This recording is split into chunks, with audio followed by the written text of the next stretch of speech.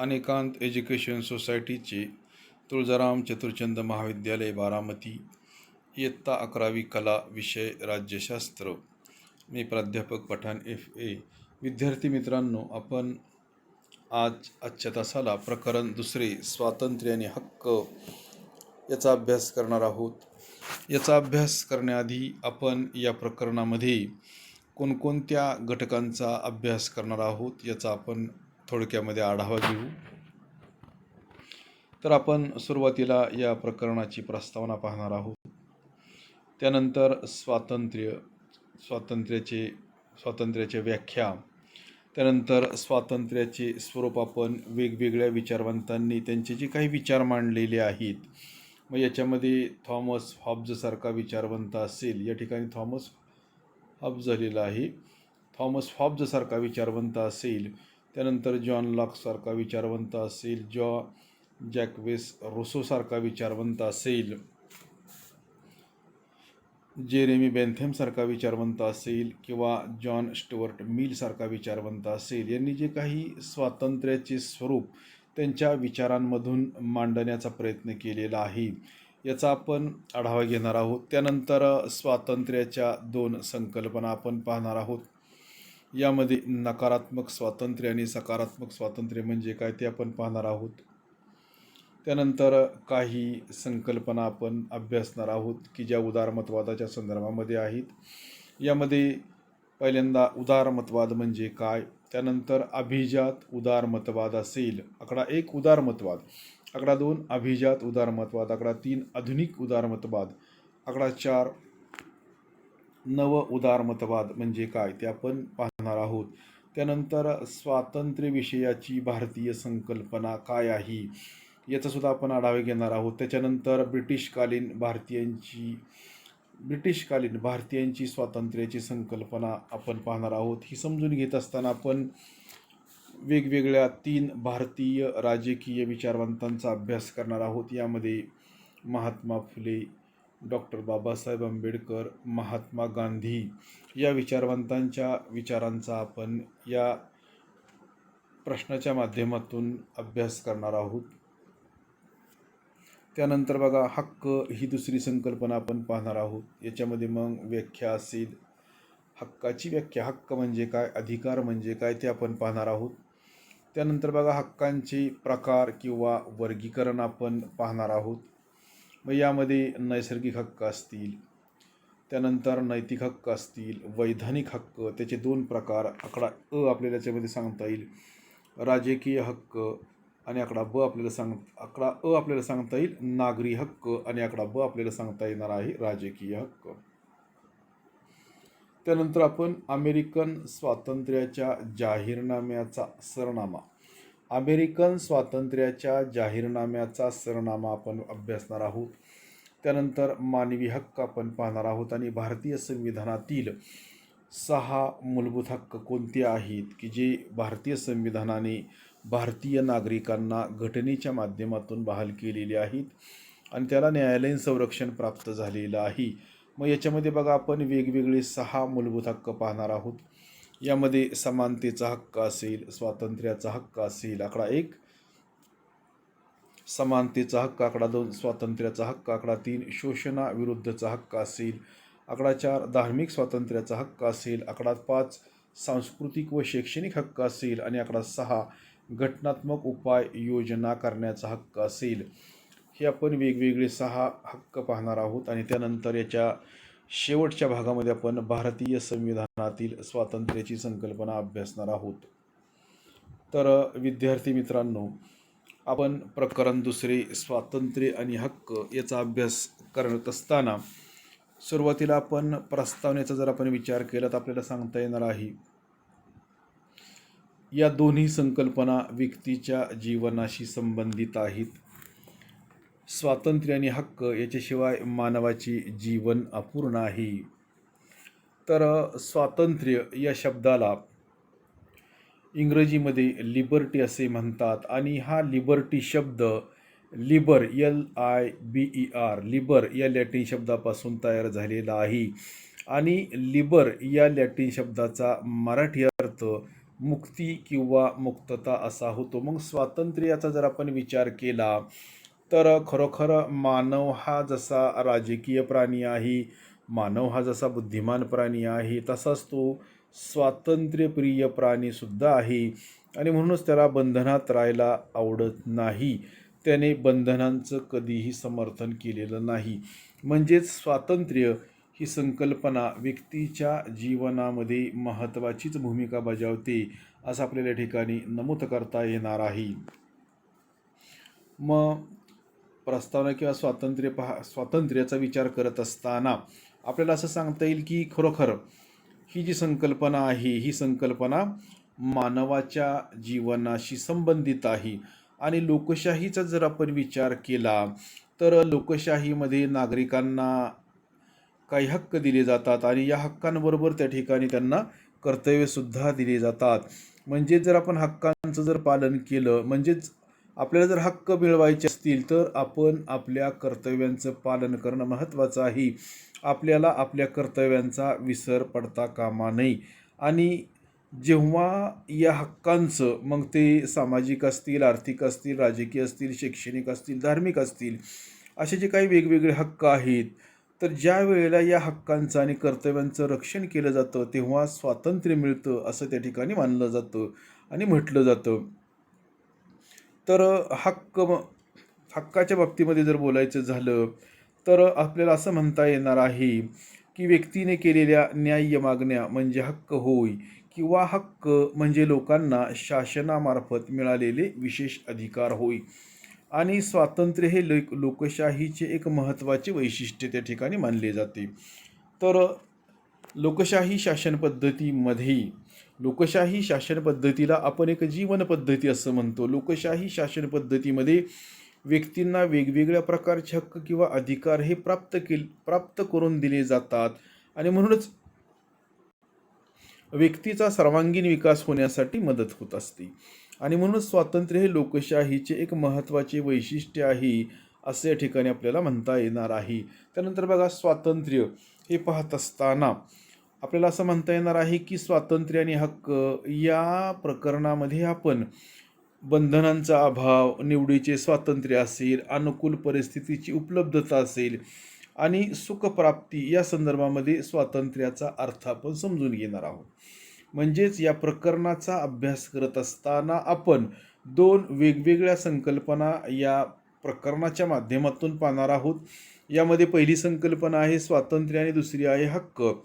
तर या संकल्पना समजून घेत असताना किंवा स्वातंत्र्याचा अर्थ समजून घेत असताना आपण बंधनांचा अभाव असेल, निवडीचे स्वातंत्र्य असेल, अनुकूल परिस्थितीची उपलब्धता असेल आणि सुखप्राप्ती असेल, या संदर्भामध्ये आपण स्वातंत्र्याचा अर्थ समजून घेणार आहोत. तसेच आपण स्वातंत्र्याचे दोन वेगवेगळे पैलूसुद्धा पाहणार आहोत, ज्याचा उल्लेख आपल्याला नकारात्मक स्वातंत्र्य आणि सकारात्मक स्वातंत्र्य असा करता येणार आहे. आणि भारतीय संविधानानुसार स्वातंत्र्य आणि हक्क या दोन वेगवेगळ्या संकल्पना आपण अभ्यासणार आहोत. तर स्वातंत्र्य या संकल्पनेचा जर आपण विचार केला, आत्ताच आपण असा त्याचा अर्थ पाहिला की स्वातंत्र्य या संकल्पनेला इंग्रजीमध्ये लिबर्टी असे म्हणतात. आणि लिबर्टी हा शब्द जो आहे तो शब्द लिबर, LIBER, लिबर या लॅटिन शब्दापासून तयार झालेला आहे. आणि या लॅटिन शब्दासाठी मराठी शब्द मुक्ती किंवा मुक्तता असा त्या ठिकाणी वापरला जातो.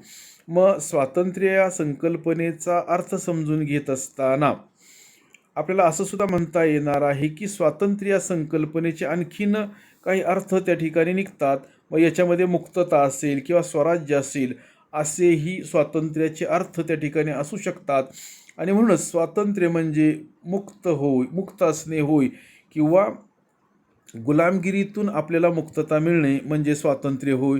त्याच पद्धतीने जुलमी राजवटीपासून सुटका होणे म्हणजे स्वातंत्र्य होय. परकीय सत्तेच्या जोखडापासून आपल्याला मुक्तता मिळणे म्हणजे स्वातंत्र्य होय. स्वातंत्र्य हे स्वातंत्र्य हे फक्त व्यक्तीसाठीच आवश्यक आहे असं नाही, तर स्वातंत्र्य हे व्यक्तीसाठी सुद्धा महत्त्वाचं आहे, तसंच ते समाजासाठी सुद्धा महत्त्वाचं आहे. आणि ते राष्ट्रासाठी सुद्धा महत्त्वाचं असतं. म्हणजे स्वातंत्र्याची आवश्यकता ही फक्त व्यक्तीलाच नाही तर समाजाला सुद्धा आहे आणि स्वातंत्र्याची आवश्यकता राष्ट्राला सुद्धा आहे, राज्याला सुद्धा आहे असं आपल्याला या ठिकाणी म्हणता येणार आहे. आणि म्हणूनच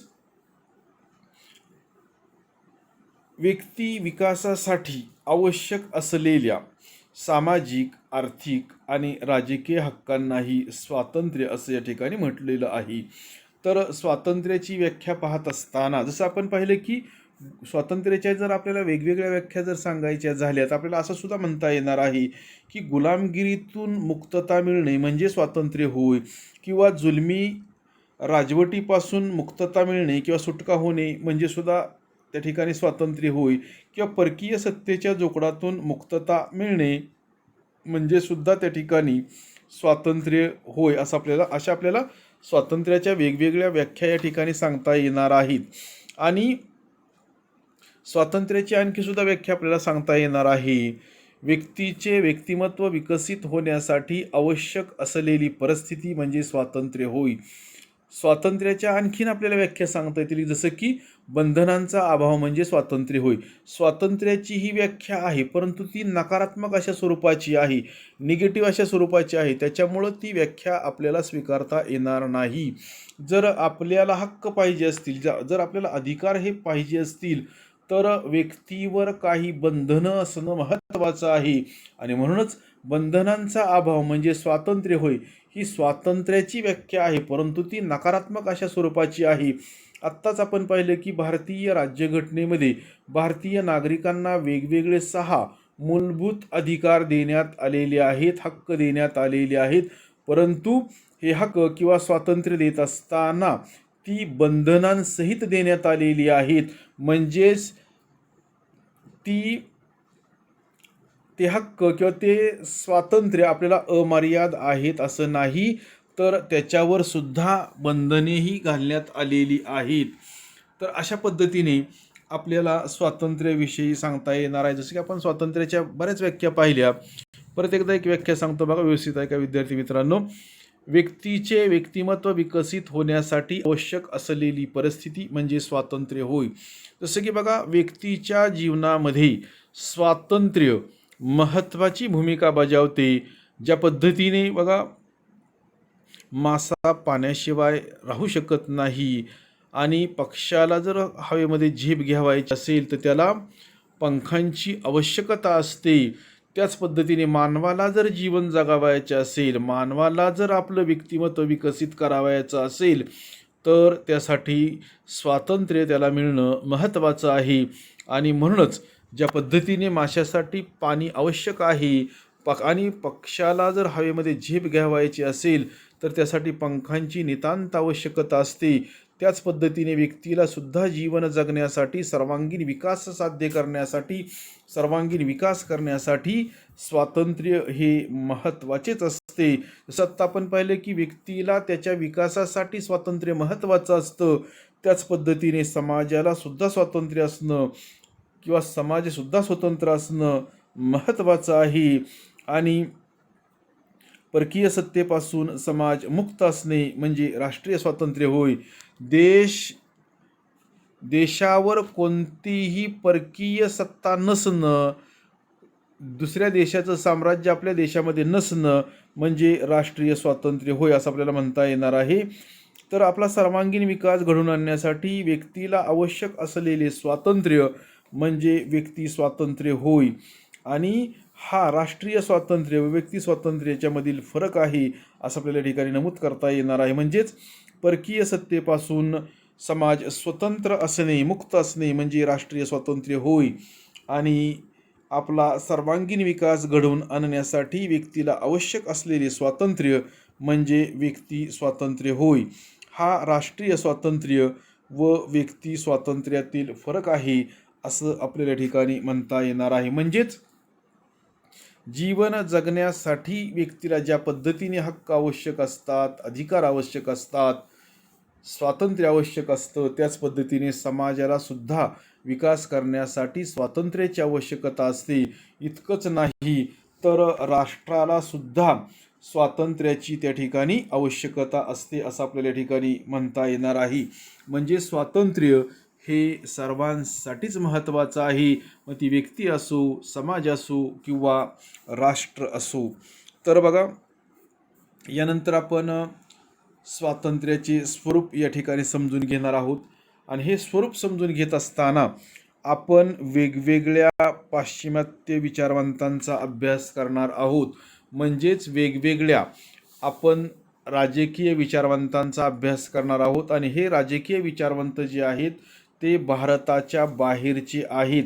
त्यांचा आपण या प्रकरणाच्या माध्यमातून आढावा घेणार आहोत की त्यांना अभिप्रेत असणारं स्वातंत्र्य म्हणजे स्वातंत्र्य काय आहे, त्यांच्या मनामध्ये स्वातंत्र्याविषयी असणारी व्याख्या काय आहे, किंवा स्वातंत्र्याविषयी त्यांचे असणारे विचार हे आपण या प्रश्नाच्या माध्यमातून समजून घेणार आहोत. तर याचा अभ्यास करत असताना बघा, आपण थॉमस हॉब्जसारखा विचारवंत असेल, जॉन लॉकसारखा विचारवंत असेल, रुसोसारखा विचारवंत असेल, बेंथॅमसारखा विचारवंत असेल, जेरेमी बेंथॅम, त्यानंतर बघा जॉन स्टुअर्ट मिलसारखा विचारवंत असेल, या विचारवंतांचे विचार या ठिकाणी आपण पाहणार आहोत. तर पहिला जो विचारवंत आहे थॉमस हॉब्ज, याचे स्वातंत्र्याविषयी किंवा त्याने जे स्वातंत्र्याचं स्वरूप जे सांगितलेलं आहे ते कशा पद्धतीने आहे, या विचारवंताने स्वातंत्र्याविषयी विचार मांडत असताना कशा पद्धतीने त्याचं समर्थन केलेलं आहे हे आपण पाहणार आहोत. तर व्यवस्थित ऐका. तर थॉमस हॉब्ज या विचारवंताच्या मते तो म्हणतो की स्वातंत्र्य हा मानवाचा नैसर्गिक अधिकार आहे. स्वातंत्र्य हा मानवाचा काय आहे, नैसर्गिक अधिकार आहे. आणि एखादं काम करण्यासाठी, एखादी कृती करण्यासाठी व्यक्तीवर कोणतेही बंधन नसणे म्हणजे स्वातंत्र्य होय. तो असं म्हणतो की स्वातंत्र्य हा प्रत्येक व्यक्तीचा नैसर्गिक अधिकार आहे आणि एखादी कृती करण्यासाठी व्यक्तीवर कोणत्याही प्रकारचं बंधन नसणे म्हणजे स्वातंत्र्य होय.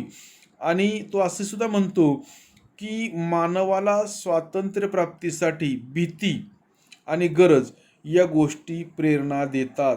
तो असे सुद्धा म्हणतो की मानवाला स्वातंत्र्य प्राप्तीसाठी भीती आणि गरज या गोष्टी त्या ठिकाणी प्रेरणा देतात.